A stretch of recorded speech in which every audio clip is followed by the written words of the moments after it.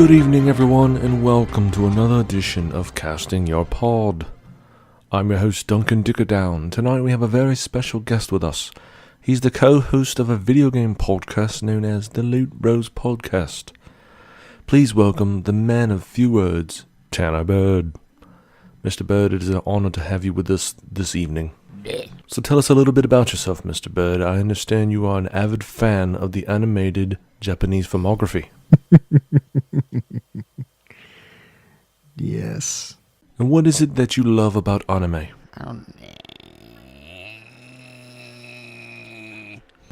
Well, that certainly clears things up. So tell me, what's it like being on a video game podcast? I see. Things must be very hard for you in the public eye. Squirts! What's it like showing your face in public? Is there anything buried deep down inside of yourself that you want to share with the viewers right now? We need to end the show. I gotta pee and poop really bad. Well, that's all the time we have. I'm Duncan Dickerdown, and I'll see you next time on Casting Your Pod. Burn the nice lady that was trying to help everyone.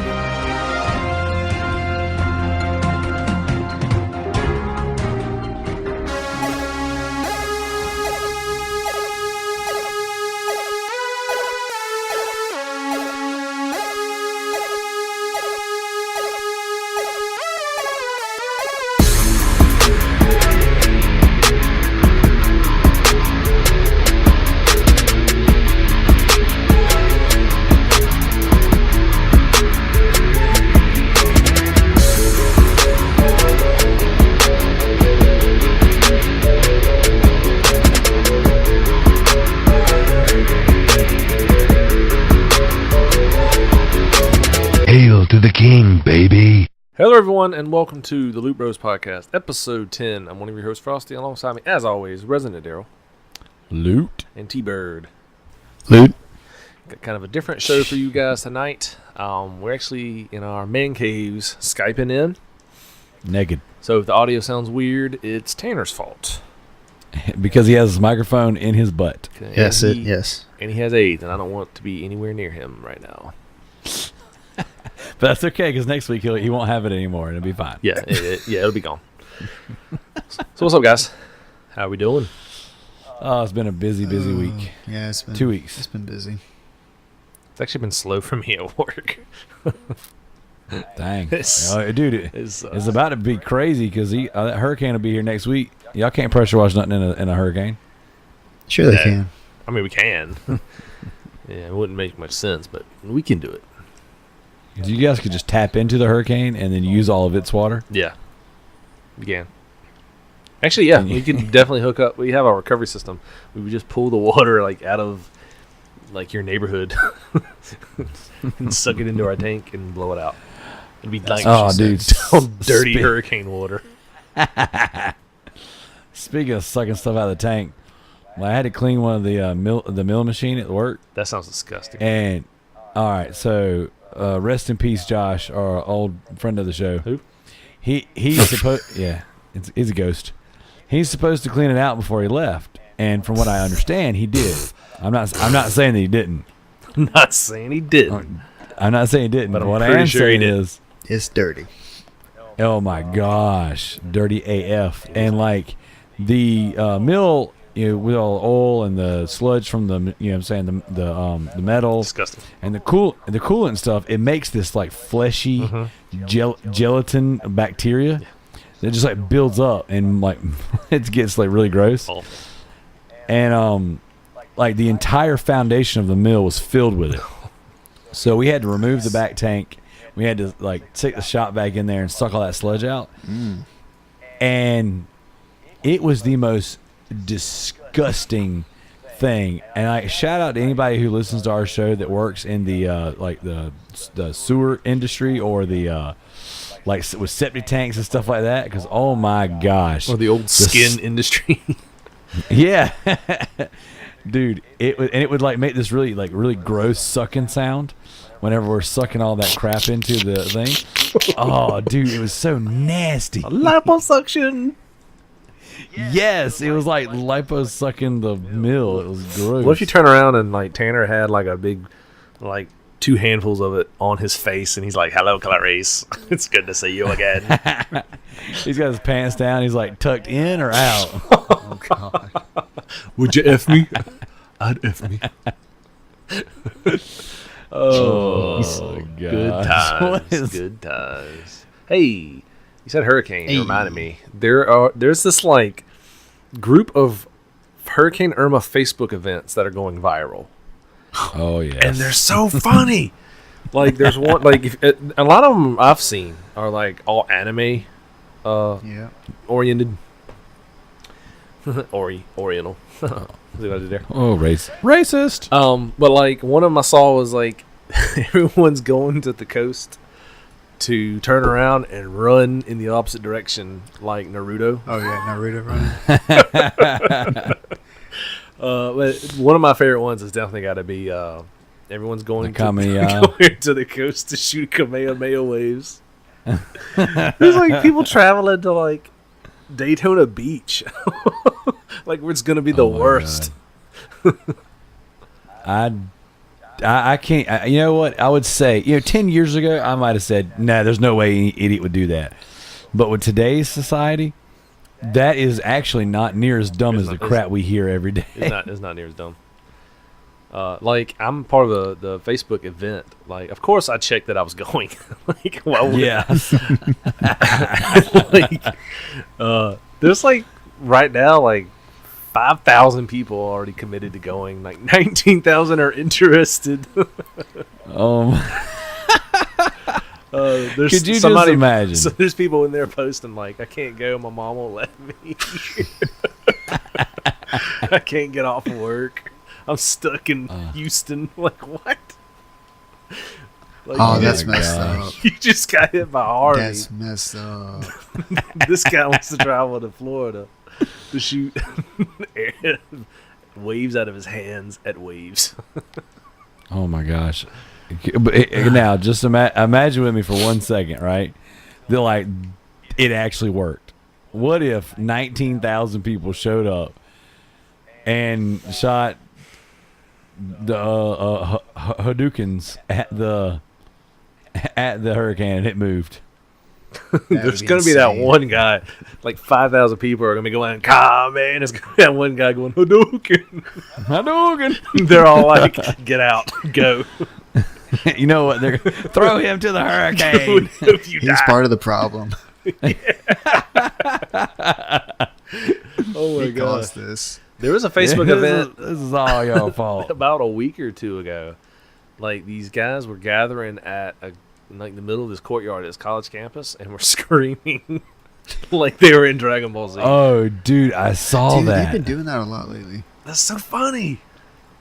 Like, why the freak haven't we organized a really random event like that? No. Because it's South Carolina, we get shot for that.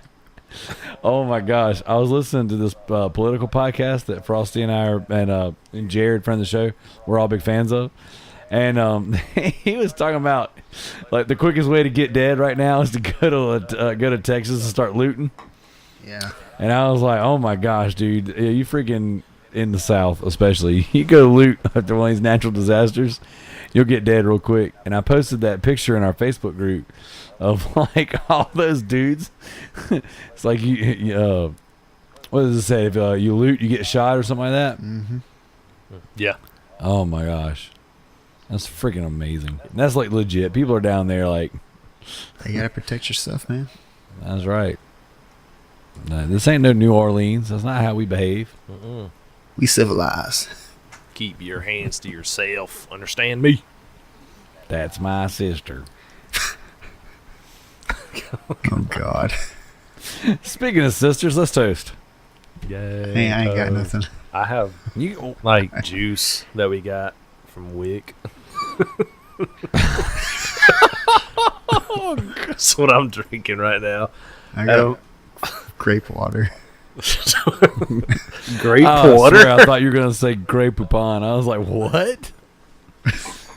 Do you have any Grey What Poupon? are you drinking, Derry? Still drinking black coffee?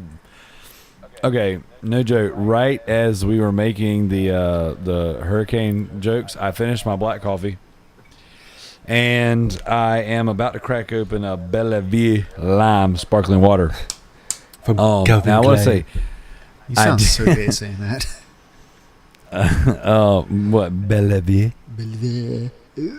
All I hear is bag of dicks. It's French for bag of dicks. So Does it make it better? basically, so I did the whole 30. I made it. I didn't cheat not one time. I lost 10 pounds. I had a couple weak moments. I lost 10 pounds. Was feeling great.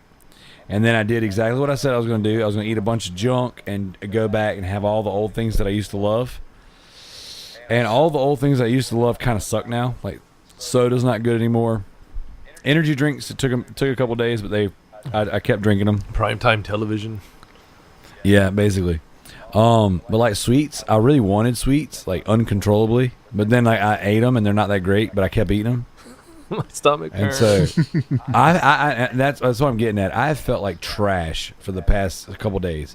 So I got home today and I didn't even eat dinner. I was like, you know what? F this. I'm going back to the whole 30. I'm going back to eating clean because it's just you feel so you don't understand how good you feel until you eat clean and get all the crap out of your body. And so yeah. So I got a Monster in my fridge at work and I left it there because I was like, you know what? I don't even need you in my life anymore. I need the Bellevue. I don't need So that you being in my said- life. I need a bag of dicks. Man, that meme's gonna be a good one. So check it out. We're toasting this week to the Resident Evil 7 DLC finally getting announced. The Not a Hero DLC. We're finally getting a date. It is in December. I want to say it's December 12th, but I didn't write it down. That is super exciting. On top of that, the past 2 weeks, because we didn't get to do a show last week, there has been some platinum poppage in our group. Boing. So I wanted to shout out to T-Bird popping 2 plats this past week. Yay. Jared got a Sly Cooper plat. Shout out to him for that. And he says he's going to chump it and get another one, so I hope he does. I don't blame him. Yep. Chump away, my friend. I got my 65th platinum last night for WWE SmackDown vs. Raw 2010. Back when wrestling games were good. So the PlayStation 3 doesn't really they got a lot of the wrestling games, but they didn't get the trophy patches for a lot of the wrestling games. So SmackDown vs. Raw 2010 is the only one of the SmackDown vs. Raw games that has a trophy list that doesn't have online trophies because all those servers are already shut down. So I went and bought it, and I played it and platinumed it. I love it. It was good. I had a great time. So yes. And then Simon was. I hope I'm saying your name right, bud. You haven't ever commented in to let me know that it was right or wrong. Brakava. So Brakava, yes. Him and T-Bird worked together and to get his Just Cause 3 platinum. So congratulations on that one, buddy. Yeah. Now I'm gonna crack open a cold one with the boys, a Bellevue. Well, my 2 platinums were Shadow of Mordor and Undertale. Both fantastic games. I hear a lot of good That's things awesome. about Undertale. You should try it, man. I plan on it. I didn't know it was on PS4, so that's kind of just came out. Yeah, that's kind of cool. So Windjammers just came out on PS4. Which Have you tried it yet? I have it on Fightcade, but I don't have it on my PS4 with trophies Oh, now we're talking. and co-op. So I can play with you guys. Now, yeah, I'm gonna grab it eventually. Yeah, butt stuff. Oh, but stuff. Of course. So I guess we're gonna go into the whole impressions, what we've been playing, and the backlog beatdown. It's gonna be kind of a hodgepodge of everything together tonight because all these topics kind of bleed over this week. Mm-hmm. When you were talking about obviously Windjammers, Undertale, all that stuff. Tanner and I have been talking a whole bunch about playing different games, platinum games. We've been kind of like compiling lists, and something that I want us to do as a podcast and a community eventually is to do, and I pitched this idea to you guys, you know what I'm saying, off the air, but like a backlog draft, and actually do it like an actual draft, like a football draft, something like that. But Tanner and I are in a backlog book club, and we just did a draft, you know, a very loose draft in the backlog club this week. So basically we went on there and we just posted a list of the games we want to platinum and games we actually just want to finish. And then everyone who's in the group kind of like goes in there and says, hey, play this one. And you pretty much just, whichever game has the most like recommendations is the one you tackle first. And you just spur each other along and play the games and, you know, whatever. So we did that, and one of the games that I put in there is Shadow of Mordor. So you've got the platinum, Frosty. Tanner just got the platinum, and I fired up the game, and I am loving it so far. So I'm pretty excited about it. It's Batman in the Lord of the Rings universe. I mean, so I felt right at home. You know, like it just controls a lot like Batman. It's just a good game. That's what's up. Yeah, I played a couple hours of it. I'm pretty excited about it. So I really dug what I played so far. But alongside of my platinum, I did play a little bit of Shadow of Mordor. I started a game. Now, you know, I know I get a lot of crap, you know what I'm saying, for never really saying too many bad things about games. I always kind of point out the things that I really like about games. But I played a couple that just really were stinkers. After I got my platinum, I fired up a game that I've been sitting on. It's been in my backlog for a while. The Walking Dead Survival Instinct, which is the Walking Dead spinoff game that is like a first-person shooter, and it stars Merle and Daryl. Okay. And I read, you know what I'm saying, obviously it got kind of poor, you know, mid to poor reviews or whatever. But the trophy hunters say it's a good one to, you know what I'm saying, to get trophies for. 2 playthroughs, 20-ish hours or whatever. And it's a first-person, you know what I'm saying, shooter game in the Walking Dead universe, starring Daryl and Merle, which are my 2 favorite characters of the show. So Racist. Oh, yes. So I've had it for a while, and I was really, really excited about it. But I just hadn't spent the time to play it. So I put it in about 4 o'clock this morning is when I played it. And I played it for a little while, and it's got some janky stealth mechanics that are just not great. And apparently, per the trophy guide, you got to rely on that and get good with them. So, for initial impressions, it was kind of sucky, and I didn't really enjoy it.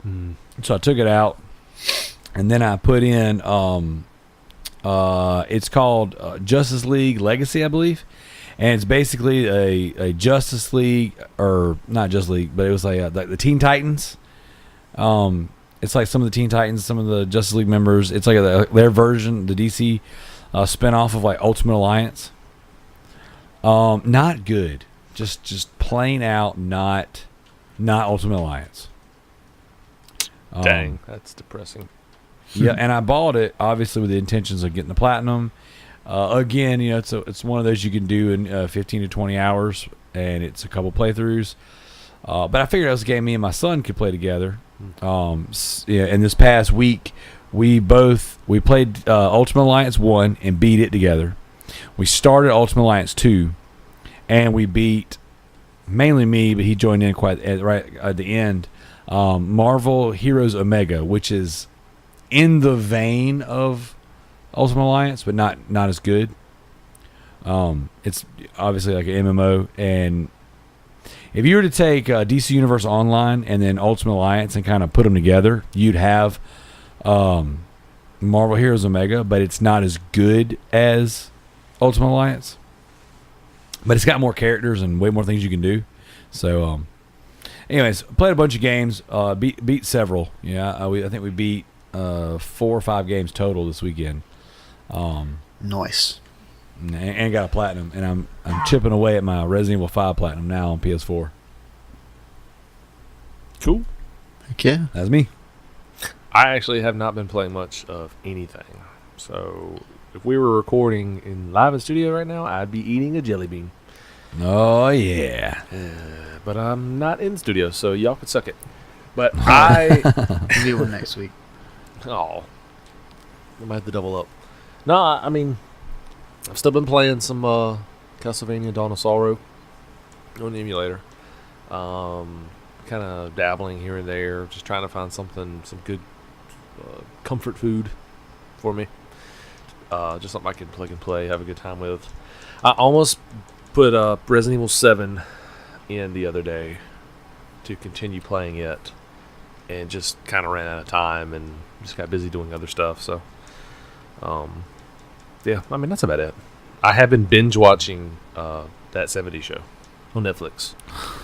So, any little bit of time I would have the game, it would be spending time with family and watching 90s sitcoms.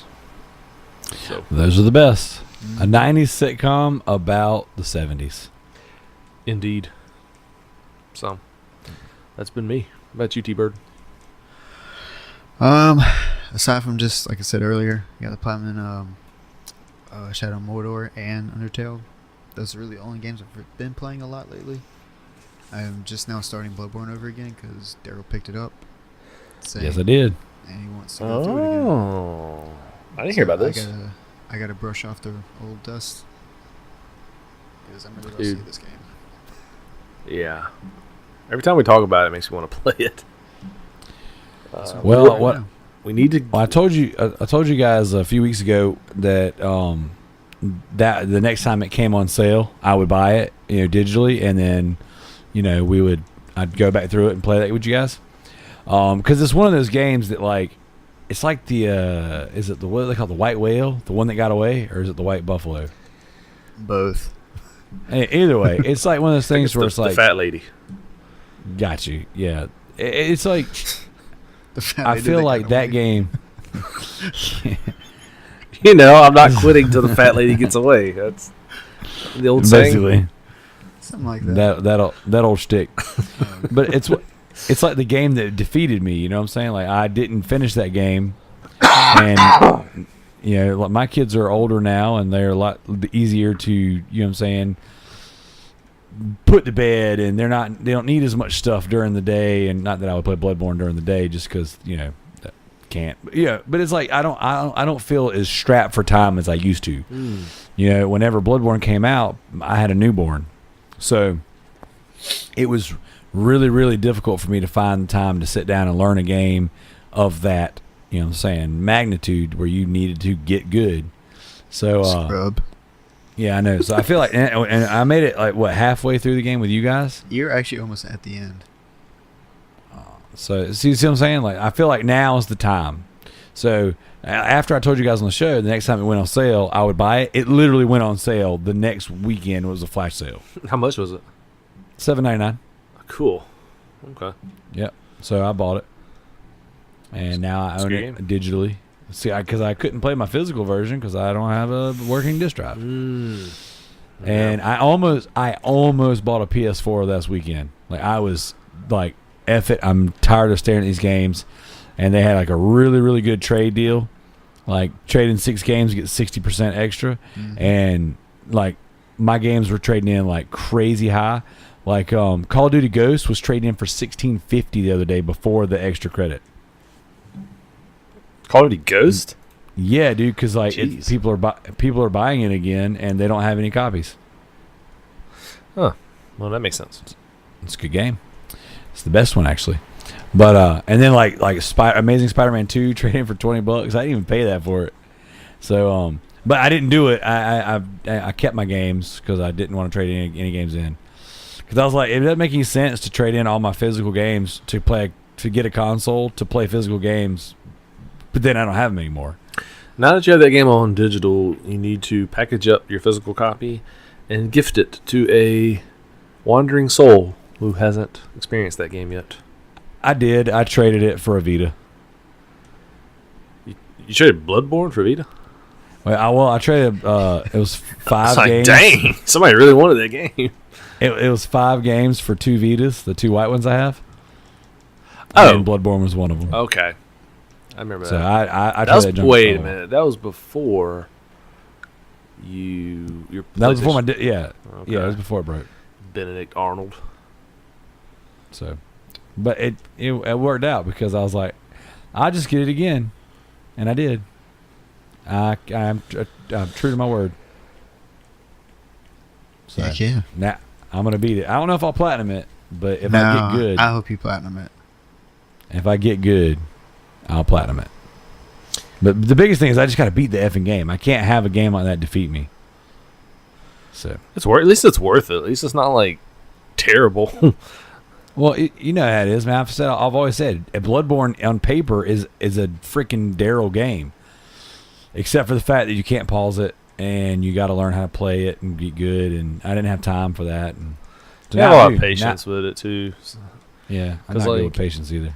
There are gonna be them times where you'll have this one boss that's just kicking you in the dick, and you keep dying, and you have to keep spawning and running back to the boss over and over again. So, no more babies. a lot of patience. So, but yeah. So, speaking of buying games, so we've been talking about this whole backlog thing for so long now. It's an old theme that, from our old show, but it's always been one of the things that I always felt like was a strength. It's something that we've always been. We talk about games that we own. We don't just talk about whatever the new hotness is. We're not always out there rushing to buy the newest game so we can talk about it like everybody else. Like, we are collectors of video games. We are players of video games, and we like to, dabble in some of the older stuff from time to time.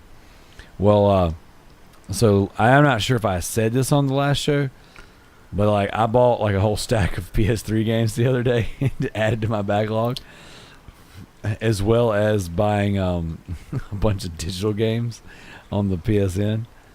It is ridiculous. You've bought them, but you have not played them yet? Correct. Would you consider those backlog? Well, here's the thing, and that's what, and I guess we should probably put a pin in that until we get to that point of the show. No, it's just right. Right now, let's do it. Breaking it down. I was just gonna bring up the poll. Okay, well, you bring up the poll, and I will explain to you how I feel about it. Okay. All right, you ready? Yes. No, I'm scared. Yes. All the games I bought are instantly in the backlog. Okay. I bought them with the intentions on one day playing them, and I have no intentions on that day being today. So I will play you, but that day is not today. They are instantly filed away into the backlog of one day I will beat you. I will show you the world eventually. Maybe not ever. Maybe. So last show we had a question that we posted in the group as a poll. How long do you have to own a game before it's considered backlog? And you guys voted. And 2 minutes. In third was a strong, demanding Call of Duty Ghost. Second was once you buy a new game and start playing it, it's considered backlog. And then the number one response per the community, as you voted, is once you buy it and never play it, or buy it and never finish it. So that's kind of a dual meaning there, but Yeah. I agree with that one 100%. I'd say I do once too. you buy it and you have it in your possession, whether it sits on your shelf or you start playing it and never finish it, it's backlog. I've always agreed with that, which is why a lot of these older games that I'm playing now, I've played at some point in my life, just never finished them. Well, I like to and for me personally, I like to lean on the fact that if it's a current game just came out and it's in the general topic of discussion, then I don't necessarily consider it backlog as far as the game I'm going to get to eventually, because it's the game I'm currently on. But that's not usually the way I consume things, and that's not usually the way I make my purchases. Usually I have my 3 or 4 franchises a year that I'm going to buy brand new, and then everything else is going to be stuff that I missed for the past couple years. And I buy games constantly, but I've never been one of those people that likes to buy things brand new.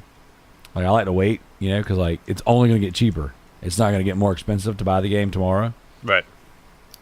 So for me, it's like Resident Evil games aren't considered backlog because as soon as I buy them, I start playing them. But something like Shadow Mordor, I bought it and it sat on the shelf for over a year. Yeah, I remember that because I remember like looking at the game. I was gonna borrow it from you, and then I ended up buying it on a flash sale. Yep. So, good game. Yeah. Which I did the same thing because I bought it physically. I own it physically, and then there was a sale for the Game of the Year edition for $2.99, $3.99. $5.99. No, I got it for less than that. I think it's still advertised on the network, like on one of the tabs. I think it was $2.99. I'm pretty sure it was like $3. I think it was $5. I'm pretty sure it was $2.99. $99. $3.50. We'll compromise with $3.50. Yeah. Yeah. Either way, and that's the Game of the Year edition. So I have both editions in the backlog. So now you have to play them both. Well, they got 2 separate trophy lists. So it's 2 separate platinums for the same game. Boom. It's on. So that's all you do. Yeah, I'll do it eventually. Yeah. See, that's how you properly backlog a game. Yeah. It's set in stone via verbiage. One day. One day, my love. News and facts. Go for it. All right. So we are recording kind of a week late. We didn't get a chance to record last week, so if some of this news is semi-old, I apologize. But we're gonna just kick it off so we can get this get caught up here. So this past week marked the 30th anniversary of Street Fighter. Oh yeah. Capcom and I am 8-bit. I am 8-bit. Capcom and Capcom and you said that right? Yeah, that's what I did. Capcom and I am 8-bit have teamed up to re-release Street Fighter 2 on an actual SNES cartridge to mark the series' 30th anniversary. I know a couple of guys, you included, tagged me in this on Twitter and stuff. It looks awesome. The cartridges cost $100 and are limited to a run of 5,500. 1,000 of those are glow-in-the-dark Blanca green, and the rest are opaque Ryu headband red. Though which color you receive is ultimately random. So if you can imagine being one of the 1,000 people that get the glow-in-the-dark one, it's going to be worth a lot of money. Oh, yeah. At $20 more than an SNES Classic, which includes Street Fighter 2 Turbo and 20 other games, the 30th anniversary cartridges are clearly collector's items more than practical products. The bad news, apparently it causes fires. There was a warning that was released stating that the SNES hardware is deemed a vintage collectible, so please exercise extreme caution when using the product and make sure there is a fire extinguishment equipment nearby. Wow. Like, how much would that suck? Yoga flame for real. Yoga fire.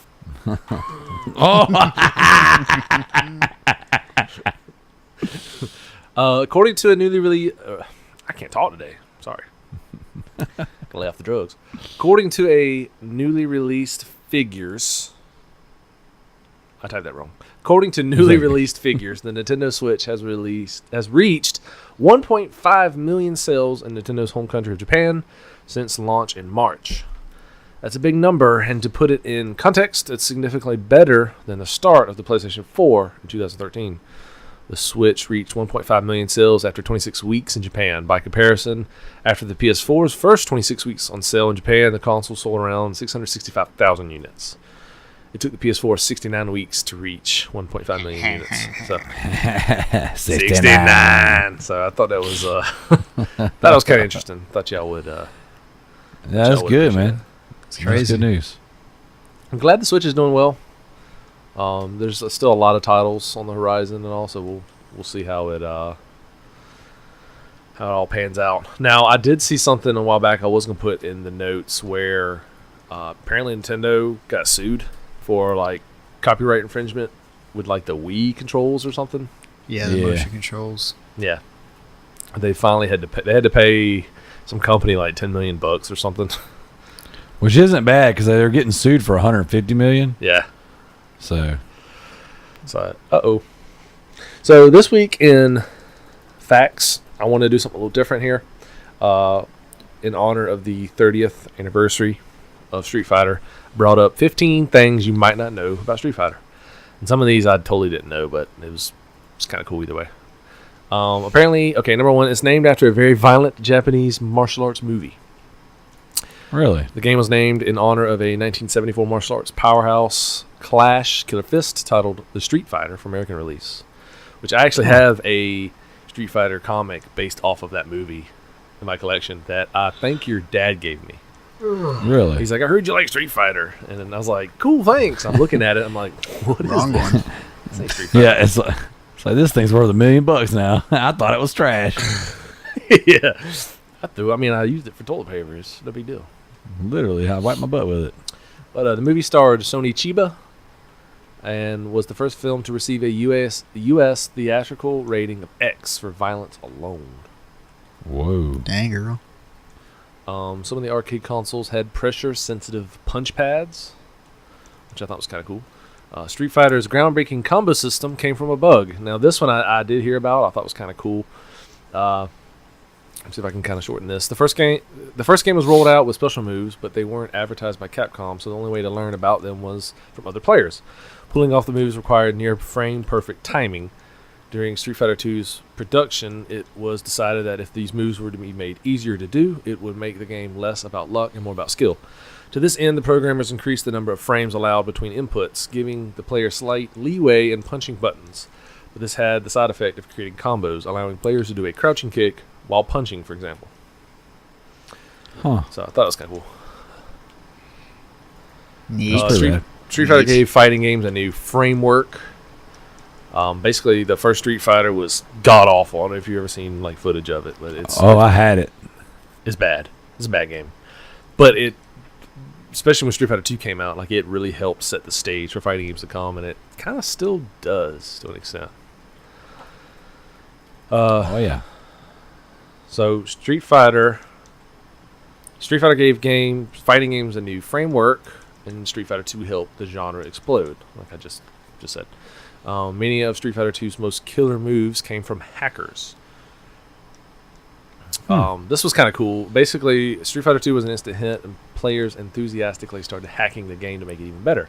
And Capcom's follow-up release, Street Fighter 2 Champion Edition, which required arcade owners to upgrade the new, costly, supposedly limited release units, failed to dazzle players. A wave of unofficial enhancements containing fans' favorite hacks and requiring only simple ROM upgrades to existing machines spread through the market, including the Rainbow Edition, Accelerator TI, and several Super Turbo Hyper sets.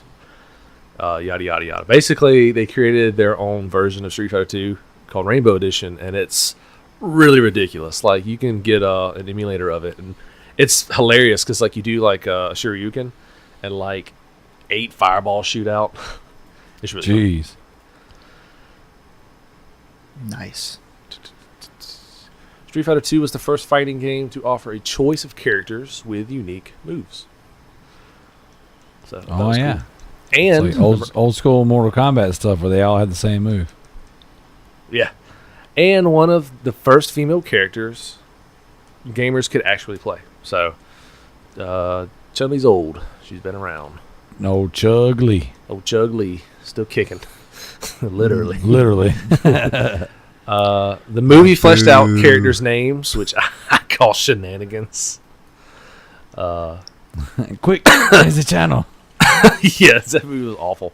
For 1994's feature film Street Fighter, a number of the game's characters gained first or last names that largely didn't follow them back into the franchise. For example, Guile became William F. Guile, Sagat became Victor Sagat, Ryu became Ryu Hoshi, and Chun-Li took on the last name Zhang. Zang, girl. Oh, God, no. As a No. Wayne's World reference. Anyone? Yeah. Yeah, I got it. We're not worthy. This is a cool one. We're not worthy. We're not worthy. Now, I knew about this one. Players must defeat Shenlong, but he didn't exist. In the original Street Fighter, Ryu would tell players, you must defeat Shenlong to stand a chance. This line represented a mistranslation of the intended phrase, you must defeat my Dragon Punch to stand a chance, which, of course, this is Shoryuken. This shoddy translation confused many early fans and became a long-running joke for Capcom, which adapted the imaginary mentor figure into Gookin, and in Super Street Fighter 2, the hidden character Akuma, Gookin's younger brother. Thank you. And nearly included Xinglong as a character in Street Fighter, the movie, the game. This was cool because Nintendo Power actually released a whole article on how you can unlock Xinglong. And it was fake. It was an April Fool's article. And so players were actually trying to unlock Xinglong in the game, and he wasn't even a thing. They were just fooling everyone. Oh my gosh, that's amazing. Yeah, I know. Vega was first conceived as a knight, so before he became the dazzling acrobatics Spaniard, he was a knight. So that was kind of cool. The dazzling ding dong. The names in Japan are different from America. Street Fighter designers were inspired by some real-life fighting champs when they were creating characters, with Fei Long channeling Bruce Lee and Bison, or Mike Bison, bearing a strong resemblance to the boxer Mike Tyson. To avoid legal backlash when releasing the game in the US and elsewhere, Capcom came up with the following system for swapping characters, names, and roles in the game. Like, for instance, in Japan, the boxer character is called M. Bison. In the US, he's Balrog. In Japan, the Spanish ninja character is Balrog. In the US, he's Vega. So on and so forth.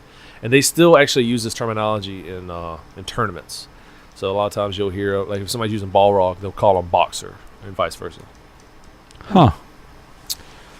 So if you ever for some reason on Twitch watching a Street Fighter tournament and they call Balrog Boxer, that's why.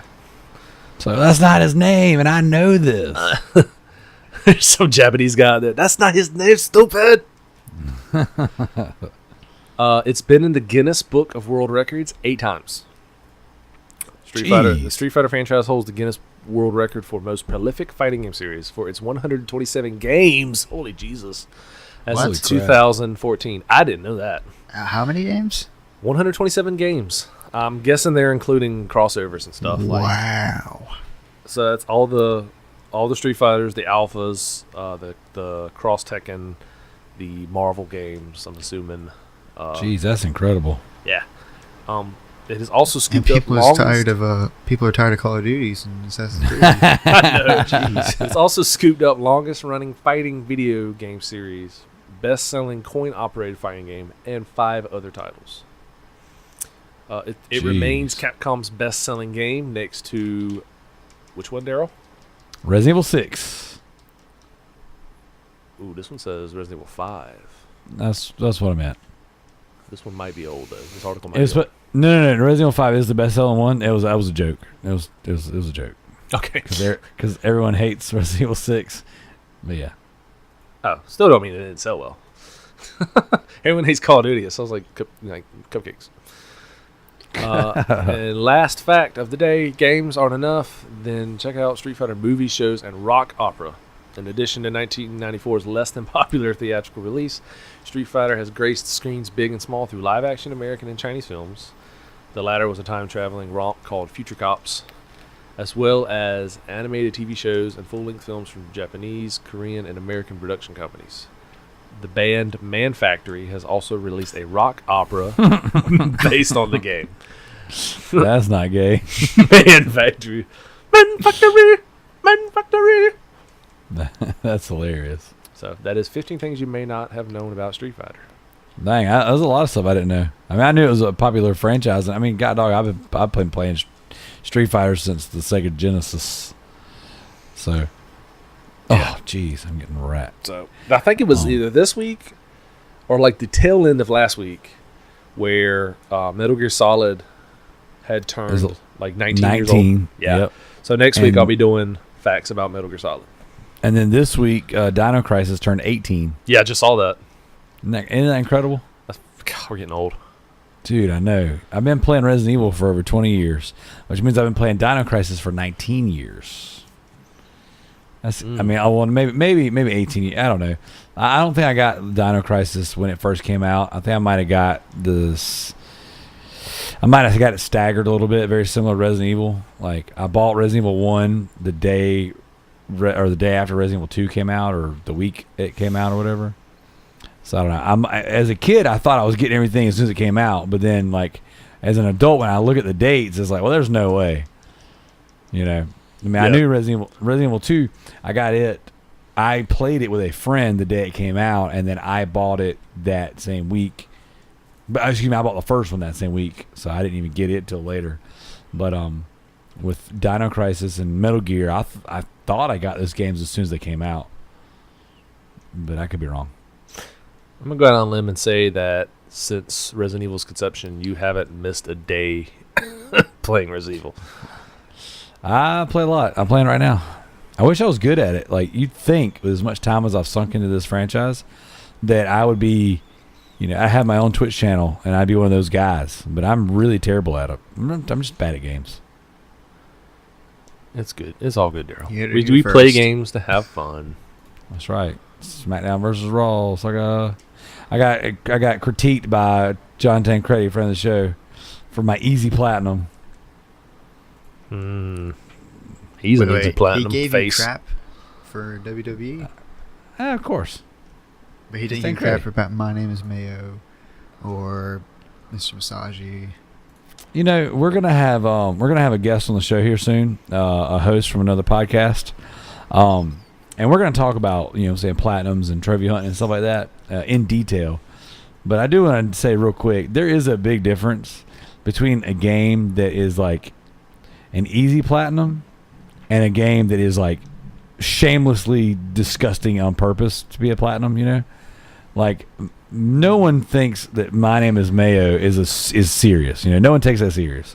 I'm shameless. Exactly. So it's like, if you got the platinum for My Name is Mayo, it's like, hey, you did that? That's funny. But if you get if you platinum a bunch of games that are just easy to platinum, it's almost like you get looked down on in the trophy hunting community. And that's no joke. Like it's crazy how many people, like, they'll critique. Like, I had somebody critique my PSN profile. I got a message, and someone scoffed and laughed at the amount of unearned trophies I have, because I play a lot of games, and I'm not the biggest completionist, and I think my completion rate right now is like 32%. When I've got 65 platinums, but I've played like 418 games or something crazy like that. Wait, somebody random sent you a message? Yeah. And they're like they laughed at my unearned trophies. I had 10,000 unearned trophies. Like, get a life. Oh God. But what's funny? Look at your completion rate. Yeah, and like that was the thing, and I was like, at the time I was reviewing games for Proven Gamer, so I was like, fool, I review games for a freaking gaming website. I don't have time to platinum all these games. But deep down, I was like, I know, man, you're right. It sucks. I failed you. I'm like, I'm a disgrace to trophy hunters across the world. But who's up for some twat? Oh man, Is this really our twat? That's what she said. This week's official topic. This week's official topic. I'll read it since I curated this monster. Yes. In the original Teenage Mutant Ninja Turtles movie, how in the heck did Michelangelo get the money to pay for that pizza in the beginning? He's a dang mutant turtle living in a dang sewer. Either he stole that ish or he has a side hustle that was never explained. Also, $13 for pizza in New York City. Inflation is killer. Now, I meant that as in $13 for pizza is cheap. Yes, absolutely. So, in relation to today, I mean, even like if you get real pizza here, which we don't here in South Carolina, we don't have real New York pizza. No. So we're getting, you know what I'm saying, like chain janky pizza. And I've been up north. I've had some really good pizza, and if you get a pizza for less than $20, you know what I'm saying, like you're making out like a bandit. right? Now, granted, I haven't been to all the pizza places in the northern part of the country, but I've been to what was renowned as some of the best. We went on a business trip once, and I ate at this place called Joey Garlic's in Connecticut. And at the time, they had like the title for the best New Haven brick oven pizza, I think it was. Ooh. Like they were, dude, it was slap your freaking mama in the mouth delicious. It was the best pizza I've ever had in my life. And like it was pizza for days. And I had it was fantastic. Yeah. Anyways. So to get to the question, I never ever thought about how he got money until you said that. And it makes you wonder because like they didn't have jobs, and Splinter got mad whenever they would go above ground. You know what I'm saying? Mm-hmm. So it's not like they were like working late at night in trench coats. You know what I'm saying? Like, and they didn't have an internet business because the internet wasn't a thing back then. Right. You know what I'm saying? Like, it had to be stealing that junk. According to Jared, friend of the show, he lives in New York. He says that you find money all the time on the streets. Money could have fallen in the sewers. I'll get that. But how would they have known? Finding the money, okay. How would they have known what to do with it? And if they had, let's say they picked up a 20. And they're like, what is this? I don't know what this is. What is this? And they go to Splinter, and they're like, what is this? Splinter would probably tell them, it's nothing. Don't worry about it. It's trash. Because he wouldn't want them to be discovered. Because they're ninjas. Right. And they're freaking mutant turtles. There you go. Living in a sewer. Okay. And then you might argue, oh, well, they had TV. Well, how the heck did they have TV in the sewer? It's hard enough to get TV in the South. Exactly. So, that's all I'm saying. Well, the reboot of the Ninja Turtles franchise did a really good job at explaining how they came to be, kind of like who they were, and it showed them watching from the sewers, like the Times Square. Being April O'Neil's pets, when she was a child. I mean, falling in the sewer. Come on, that's so unrealistic. I mean, they are mutant turtles. And that's more realistic. The fact that people actually cling to that argument as like a legit, that's legit, it blows my mind. Because I've heard people say I don't like it because it's dumb to the origin. Yeah. But it's dumb. But if you think about it, they're mutant turtles with a rat daddy who taught them kung fu. It's dumb. Like everything about it's dumb. It is dumb. But I mean, if you can, you know what I'm saying, get past how dumb it really is, and you think about it, I would dare to say they are teenagers, and teenagers make bad decisions. I'm saying they're bad guys. They're bad teenagers until I think they beat up some kids and took their money. Oh, they are in New York too. They could get away with that. Or they were vigilantes. And they were beating up bad guys and stealing bad guys' money because it's okay if you're stealing a bad guy's money. It's probably already stolen. Therefore, it's like null and void. It's kind of like in video games when you kill a bad guy and you pick up currency. Like I'm doing right now. That's exactly what that is. It's like, you're dead now. You don't need this. Yeah. That brings me to another question. Like, how come in games it's just common for enemy NPCs that carry wads of cash on them? Or bags of gold. Or bags of gold. Exactly. Well, like, what are they doing with that? Like, what are they buying? What are they buying? What are you selling? Well, it's like I was playing Marvel Heroes Omega this week, right? And I beat that game. And it's like every freaking person you kill drops a piece of body armor that's character specific. So I'm the Punisher, and it's like I just shot a bunch of friggin' mafia thugs, and they drop custom Punisher boots and custom Punisher vests with like rocket launchers. I'm like, come on now. I gotta suspend my disbelief for a little bit, but come on. What say you, T-Bird? Yeah, what do you think, T-Bird? I think they just beat up little kids and took their money. Little kids? Wait. Yeah. We're talking about them beating up the Foot Clan. You're talking about... You they're think you're taking it... Pushing little children on the fully automatics. Teenage Mutant Ninja Bullies. Oh. Exactly. That makes sense. That's terrible. I'm just saying. I'll tell you how I thought of this question. Funny enough, I was actually driving to your house that night, T-Bird, to get the monitor and the Elgato. Yes. I was in the car with my wife, and she said something that sparked a nerdgasm. Nerdgasm. And so I started quoting that scene between Michelangelo and the pizza guy. Like Pizza verbatim. guy's got. Like, you're 2 minutes late, dude. My wife's in the back seat with the baby, like, what are you saying right now? Like, you've gone mad. But I like it. Have sex with me. And I was like, no, not right now. I'm driving. But it sparked something in me we should start questioning these things, right? I don't know if this needs to be like a show, a separate show that we make. We're like question our childhood. We question our childhood, and we put these things in popular culture and comics and video games to the test, right? I'm like, down. Why don't like Mythbusters, but for nerd culture? Yeah, but like, why don't characters ever have to stop and go to the bathroom? Or whenever you find a bathroom in a game, and you click on the toilet, and they say, "I don't need this right now." Like, you never need it. I done got up 3 times and peed and pooped. I peed out my butt, and I'm not even doing what you're doing. How about games where you eat?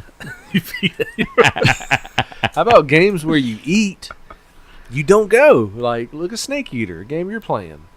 Yep. Like, you eat so much in that game, you never go to the bathroom. Dude, I ate like 6 snakes one night just so I could throw up. Yeah, I mean, you do that. What if real life worked that way? I mean, I don't know, bro. That'd be sick. But I'm down for making that like a future segment, you know, like myth busting nerd culture. It just don't make no sense. It don't. If you're listening right now, you have questions for us, send them to our Facebook group, our Twitter, any just random stupid questions you have, and we'll answer them. We'll break this down. Or theories. If you have a theory or you know something we don't know, if you know the lore of the Ninja Turtles better than we do, and you know why it is that how they got money, because it's a good question. These are the type of questions that need to be asked. Like, how do they get money? Why is April O'Neil, an established TV news reporter, hanging out in the sewer with a bunch of dirty grown man turtles? I thought I'd redecorate a couple of throw pillows, a TV news reporter. What do you think? Michelangelo. So yeah, that's this week's twat, I guess. We do have a community question. A good one. Go ahead and read it, Daryl. All right. So, Jared, friend of the show, losing in the race to 70 platinums, he asked us, he says, everyone is talking about Nintendo and their classic retro consoles. But what if Sony and Microsoft did the same and attached exclusive trophies and achievements to these devices? Now, I'm going to stop right there before I read the rest of it. We've answered this question before. We've given what we thought, you know what I'm saying, on this show, previous shows. What if you know what I'm saying, the other game console creators, the other people in this race were to do their own exclusive, you know what I'm saying, little consoles, what games we want. But he pitches a really, really good, you know what I'm saying, idea here. He says, what if they attach exclusive trophies and achievements to these devices? For example, PS1 Classic, PS2 Classic, PS3 Classic, Xbox Classic, Xbox 360. They have their own trophy and achievement list for each game that are exclusive to that classic console. He said, assuming, rightfully so, that Sony and Microsoft properly provide the supply and demand, would this sell very well? That's part of the question. And then later on, he goes, also, with regards to Sony Classics, what if there was an ultimate plat or completion title, labeled PS1 Classic, PS2, PS3 Classic, whatever? He says that could be obtained only after you platinum all the games, or 100% of the games, on the respective classic console. That got me thinking. And so to say that in a nutshell, what if Sony or Microsoft, dear God, what was that?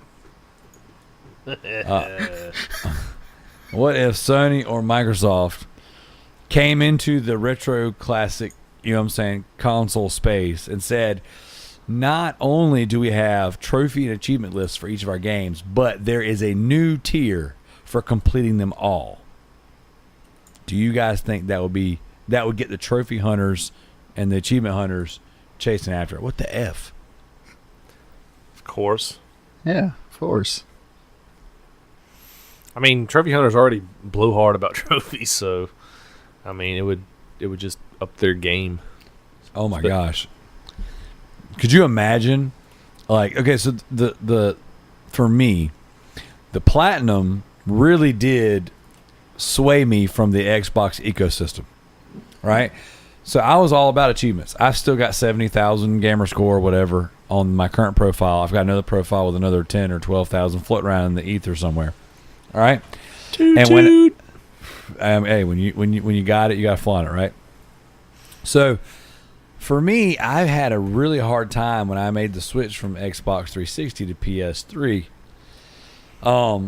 Really investing because the trophy, and it's just one little trophy, didn't matter to me as much as like this one big score, you know? Because you didn't have to get all the achievements to make your score go higher. You just get a couple of them, you know? Right. And it wasn't until I got my first platinum that the completion aspect really sat in, and I said, oh, okay. So, yeah, I get my bronzes, I get my silvers, I get my golds, and I level up, whatever. But the platinum shows that I did it all. I did everything there was to do. For the Nookie? Come on. Beat me to it. So, the fact that the platinum's there, that is one of the most enticing things about modern video games to me. You know, I love playing the games for the games. I love beating the games for the games. I love playing games that I wouldn't necessarily ever give the time of day, specifically for their trophies, especially if they're easy, funny, whatever. You know, and I love and appreciate that. But if you were to pitch the idea to me, and Nintendo could do this too, like at any given day, they can jump in this race and they will appeal to me. But a trophy, achievement, star, whatever system, to where they said, here you go, bud. Here is your list of achievements and trophies. And for completing the game and doing all these side and additional things, you get the platinum, you get the gold, diamond, standard, whatever. But then, for doing that on all of the games, here's this new tier, the ultimate trophy award, whatever. I think that would be freaking insanely awesome. Personally. I agree. I mean, I think it'd be kind of cool. I know like you said, we've talked multiple times about, like, you know, if Sony and Microsoft were to come out with a classic console, you know, like what games would we like to see on it or whatever, but I don't know. I kind of think it'd be cool if, like, if something like that happens, I'm sure there's going to be some sort of trophy system attached to it. Yeah. Because they're not stupid. They know that people like that stuff. Then again, sometimes maybe. Yeah, they well, if you look at like Microsoft when they did the Rare Replay, when they you know, said, what was it, 10,000 achievements, 10,000 achievement points for that game, or for that series of games, you know, that release of all the Rare games, like, that was that was good marketing. That was a good sales pitch. Mm-hmm. It's like, here's all these old games you know and you love, and you're gonna play because of the legacy that Rare has, but here is this other thing that we know that our hardcore love. Here is all these achievements. We're giving them trophy lists. If they already had trophy lists, it's just going to be there. Yeah, achievement lists, whatever. That, I thought, you do more of that. And, like, you know, if you remember, like, Mario 64, the stars. Dude, yeah. I got all those stars on Mario 64, and I don't even like 3D platformers. But back in the day, that's what I had. I didn't have a ton of games. You played wrestling, you played Mario, you played GoldenEye, and you got stars. Need?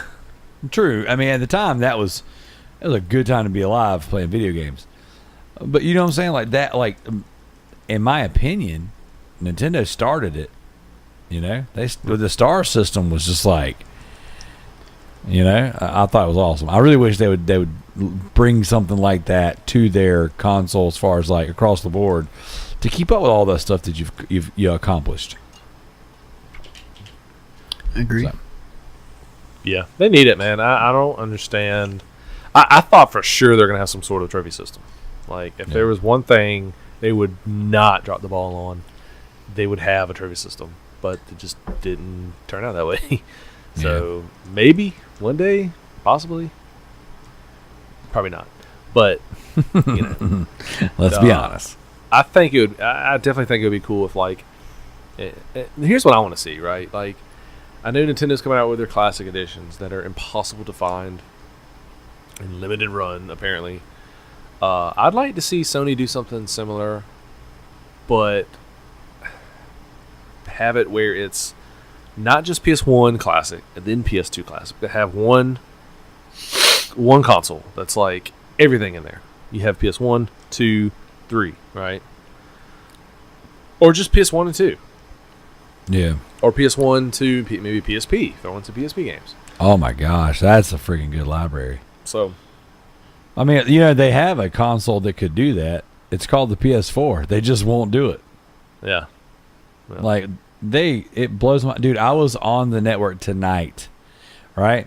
If you go on the PlayStation Store on a PC, you can click on the PlayStation 2 tab and you can look at all the PlayStation 2 games. All right. There used to be a PlayStation 2 tab under the games tab on the PlayStation Store. Today is not there. And I was looking for it because at least it wasn't there on my console because I went under every single tab there was.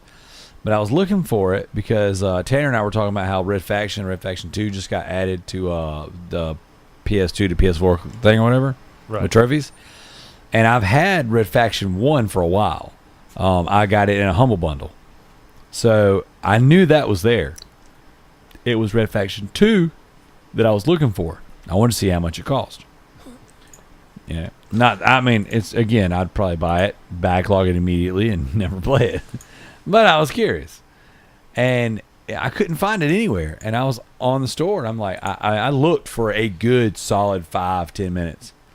And I don't know if it's just missing or what, but like it blows my mind that like they get on stage, they say, "Hey, we're gonna bring your favorite PS2 games to PS4 with trophies and up-res," right? And they have brought some fantastic games. Right? They brought they got Code Veronica X, and it's got a full trophy list, whereas the PS3 HD version did not. You know, it's got a platinum. Like, that's awesome. I got all 4 doesn't still. True that, but I've got all the Grand Theft Auto games: Grand Theft Auto 3, Grand Theft Auto Vice City, Grand Theft Auto San Andreas, with full trophy list. You know, Right. I've got some fantastic, awesome PS2 games on my PS4. I got Max Payne. I got Primal. I got some great games. Why the freak aren't they all there? Why do they say go to Twitter and put in hashtag PS2 to PS4 and then just not put games on it? Oh gosh, yeah. Like everyone's screaming Onimusha, and that's yet to happen. I'm saying. What chaps me is like you have great PS1 titles coming like on flash sale on PS1 or on the PS3 all day. Like just looking on the other day, you had Soul Reaver, you had Castlevania Symphony of the Night, Castlevania Chronicles. You had all 3 Suikodens. You had God, what else was on there, man? A lot of great games. A lot of great PS1 games. A lot of like games that are highly revered on the PlayStation 1, but it's only on PSP, PS Vita, or PlayStation 3. It don't make no sense. Why can't you re-release these on PS4 with the trophy list? Or just make them playable since they're already on your freaking network. Yeah, like I don't. Here's one. All right, so like a lot of the games are on PS Now. Like there are so many games on PS Now right now that are playable, obviously through their form of emulation through PS Now, but you can't. Like I own them in my digital library. I can't access them on my PlayStation. Like, it doesn't make any sense. Like, for all the things that Sony does right, that's like this. Some of the stuff they do is just stupid. Yeah. Like, I mean, I bet right now I can name 50 games. I have to go to PS Now and do it, but I bet there's at least 50 games on PS Now that I own digitally, but I can't access on my PS4 unless I pay for their PS Now service. Yeah, it's lame. Don't make no Don't get sense. It's kind of why I haven't bought into PS Now. It's like there was a time where it kind of gave me an option. If I wanted to rent a game, I could. But then, like, the more they started putting games on there that would interest me, it's like they're kind of forcing you. Yeah, to like, do hey, the monthly subscription. You like playing this indie game / 10-year-old PS3 game? Well, here's a brand new game just came out. Oh, but you have to buy our service. And it's like, well, I don't necessarily want to pay $20 a month because what if I don't like the game? You know. Yeah. I guess I like options. You know, people like having those options. Yeah, And you if can't they're go not wrong. there, then it can, Yeah, you can't really go wrong, in my opinion, with more options, right? Yeah. So I brought up PS Now, right? I'm looking at it. All right, right off the rip, there's like 5 games. There's like 5 games that I own digitally that I can't just play. You know what I'm saying? Like, I can't just like fire them up because even though I own them digitally. Like, it doesn't make any sense. Yeah. Any Like word? Any word on what games we're getting for September? Oh yeah, we already got them. It's Infamous Second Son, Strike Vector X. Let me bring it up real quick. I don't remember what the other ones were. I don't even know if they'll let me see it through the PS4. They still come out on Tuesdays? Yeah, the first Tuesday of every month. I was just on Tuesday. Yep. Tuesday night, and it was still showing Assassin's Creed and the other one. Oh wow. Huh. That's Go ahead and download it right now. That's the PS store for you. Yeah, right now you get Rigs on VR for free. Come on, Riggs. Yeah, you get Strike Vector X. You get Infamous Second Son. And then I think you get Handball 16 on PS3 and Says We Are Doomed for PS4. Yeah. Hatifu Boyfriend for PS4. Oh yeah, the little pigeon dating sim. Yeah. Truck Racer for PS3. Handball 16 for PS3. Oh, Handball. It's that game I play in the shower. I don't get it. Me neither. You want to land this plane. Let's get out of here. This has been the Loot Bros Podcast, episode 10. We appreciate everyone we appreciate everyone listening. Not watching. That'd be weird. You could watch, but it's just going to be a stationary graphic. You can watch, but no touchy. Be sure you like, share, subscribe via YouTube and SoundCloud, and soon to be iTunes. Soon, very soon. Very soon, my child. You can follow me on Twitter at PGFrosty. Follow me on Twitch at PGFrosty. Not changing it. You got to change it. I'm still a Resident Arrow across all the platforms. Don't really respond on too many of them except for our Facebook group and the PSN. I'm making a promise right now.